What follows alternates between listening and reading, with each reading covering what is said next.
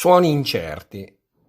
Nella parlata milanese, alcune consonanti, in fine di parola, tendono a diventare sorde, con suono incerto, sia quando doppie che quando semplici.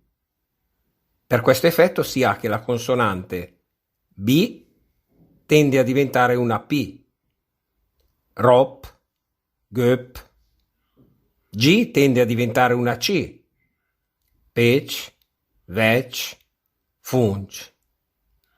D, se semplice, tende a T, Dit, Vit, Invit. CH tende a diventare CH, DAC, VEC. V tende a diventare F, ÖF, PIÖF. GU tende a diventare GH, Sanc, Lenc, lingue sarebbe. QU tende a diventare CH, Cinc.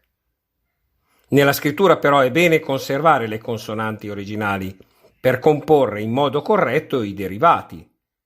Roba, rubeta, Göp, gubin, Vec, veget, Dit, didada.